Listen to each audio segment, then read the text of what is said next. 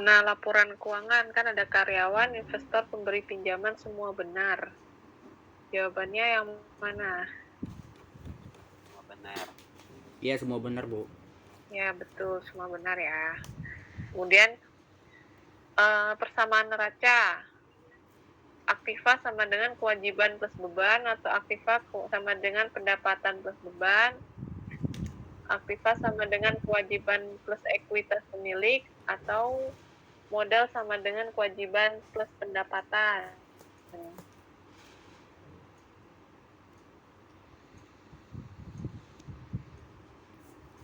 Persamaan akuntansi.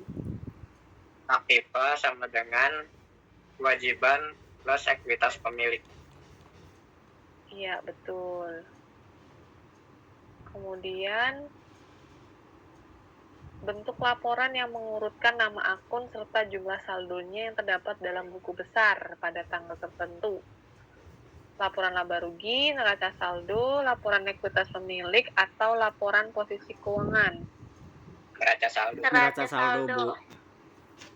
Iya, betul, neraca saldo. Karena di sini jumlah saldonya yang terdapat pada buku besar. Jadi kalau ada hubungannya sama buku besar, berarti dia akan masuk ke posisi neraca saldo. Kemudian hak pemilik terhadap perusahaan disebut kewajiban, pendapatan, ekuitas pemilik, beban. Ekuitas pemilik. Iya, betul. Siklus akuntansi. Di sini langsung ke jawabannya aja ya. Jawabannya dari yang pertama transaksi, jurnal, buku besar, neraca saldo, AJP, neraca saldo setelah penyesuaian, jurnal penutup, sama laporan keuangan. Nah, di sini ada yang awalnya neraca saldo dulu ya, berarti salah. Awalnya jurnal dulu, baru transaksi. Nomor 3-nya ya salah dong, harus transaksi dulu yang pertama. Ada transaksi, baru ada jurnal. Kemudian yang D-nya ini, neraca saldo, transaksi, baru jurnal, malah kebalik-balik. Kemudian, akun pendapatan diterima di muka termasuk dalam kategori akun Piutang usaha. beban, ekuitas pemilik, aktiva, atau hutang.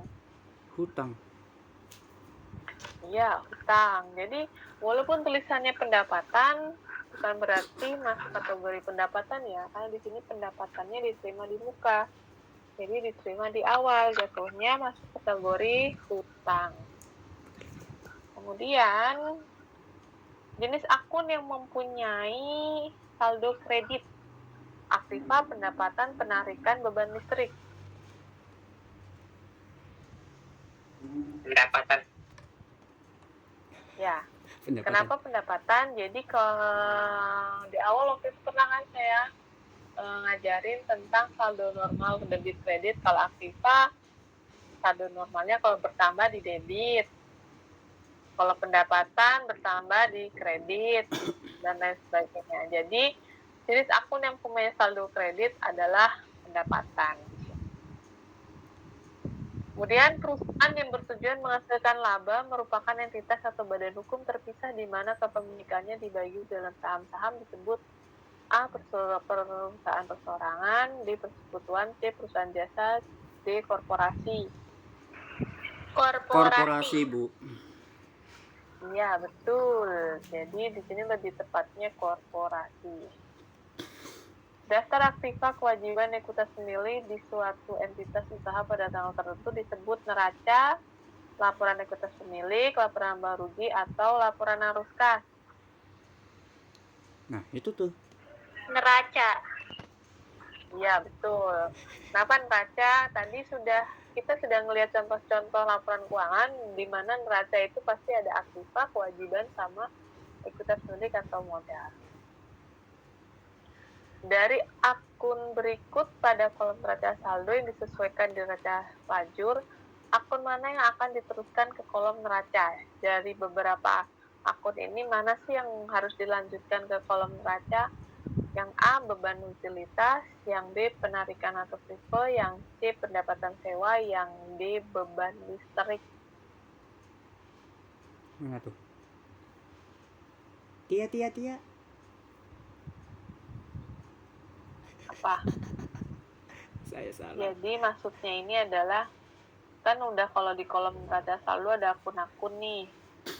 Mana yang diteruskan ke kolom neraca? Yang masuk ke Right. neraca ini mana? Penarikan. Tarikan atau price? Ya, betul, penarikan. Karena itu kategori dia masuk ke nanti di kolom modal ya. Karena neraca pasti ada modal, maka penarikan atau price ini masuk ke neraca. Kalau beban sama pendapatan otomatis masuk ke laba rugi. Kemudian dari akun berikut ini, akun mana yang akan diklasifikasikan sebagai aktiva lancar di neraca? Ada peralatan kantor, akumulasi penyusutan, tanah, piutang usaha yang masuk kategori Piutang aktiva Piutang lancar. usaha.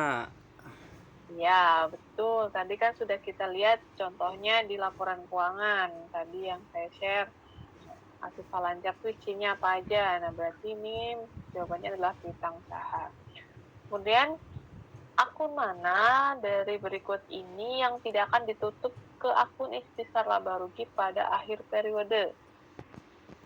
A. Akumulasi penyusutan, B. Beban listrik, C. Beban upah, D. Pendapatan honor.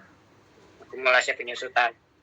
Ya, betul. Kenapa akumulasi penyusutan? Karena memang akumulasi penyusutan itu dia kategorinya masuk di posisi neraca ya. Jadi kalau neraca nggak akan ditutup setiap akhir periode.